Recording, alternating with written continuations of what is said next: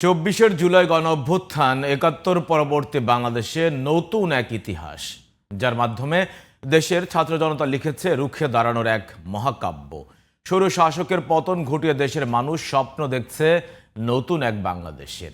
যদিও জুলাই অভ্যুত্থানের কাঙ্ক্ষিত চাহিদা এক বছরে পূরণ হয়নি বলে মনে করছেন বিপ্লবে সক্রিয়ভাবে অংশ নেয়া ছাত্রনেতারা। জুলাইয়ের ঐক্যে ফাটল ধরলেও রাষ্ট্রের প্রয়োজনে আবারও এক হতে প্রস্তুত তারা। মাহি হাসানের বিশেষ প্রতিবেদন।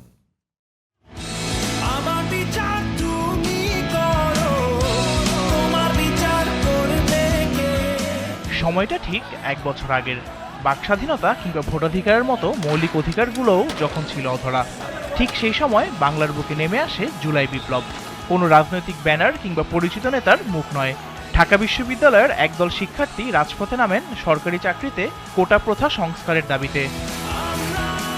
এই আন্দোলনের শুরুটা ছিল ঢাকা বিশ্ববিদ্যালয় কেন্দ্রিক। পরে সরকারের দমন নিপীড়নে আন্দোলন রূপ নেয় সরকার পতনের।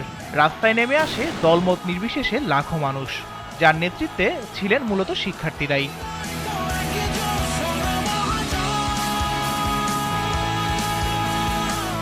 চব্বিশের জুলাই গণঅভ্যুত্থানের এক বছরে কতটুকু পূরণ হয়েছে কাঙ্ক্ষিত চাহিদা?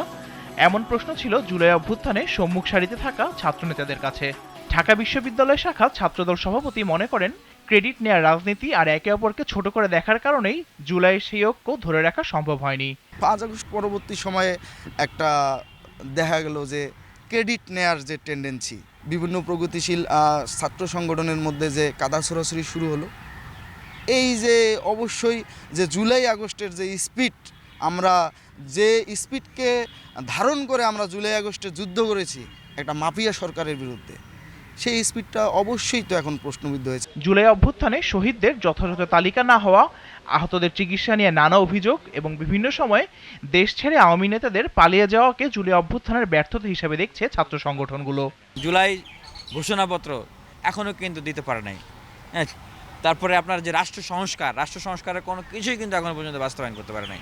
সেই জায়গা থেকে মোটা দাগে আমরা বলবো যে এই সরকার নির্বাচনের দিকে এখন ঝুঁকছে।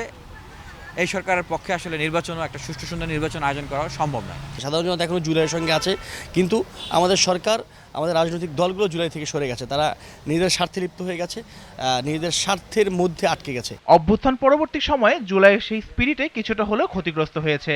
তবে রাষ্ট্রের প্রয়োজনে আবারও মাঠে নামতে প্রস্তুত অভ্যুত্থানে অংশ নেয়া ছাত্ররা। ফ্যাসিবাদের বিরুদ্ধে বা দেশের স্বার্থে সবাই আবার এক হয়ে যেতে পারে যদি প্রয়োজন হয়। যেই স্পিরিট নিয়ে আমরা সবাই নেমে এসেছিলাম, সেই স্পিরিটটা ধীরে ধীরে নষ্ট হয়ে যাচ্ছে, যেহেতু আমরা যেই কমিটমেন্টগুলো করেছিলাম সেই কমিটমেন্টগুলোর ক্ষেত্রে বিভিন্ন পরিসরে আমরা দেখতে পাচ্ছি যে সেই জায়গায় দুর্বলতাগুলো প্রকাশ পাচ্ছে। ছাত্রদের মাধ্যমে গড়ে ওঠা জুলাই আন্দোলনে ঐক্যবদ্ধ হয়েছিল দেশের সর্বস্তরের মানুষ। এক বছর পার না হতেই ঐক্যবদ্ধ অবস্থা এখন অনেকটাই নেই। পাশাপাশি তৈরি হয়েছে নানা প্রশ্ন আর সন্দেহ। বিচার, সংস্কার আর গণতন্ত্র পুনরুদ্ধার নিয়ে এখনো আসা যায়নি ঐক্যমতে। তবে কি অধরাই থাকবে জুলাইয়ের স্বপ্ন দেখা নতুন এক বাংলাদেশের? এ প্রশ্নের উত্তর হয়তো সময় বলে দেবে। Mahi Hasan, GTV news, Dhaka.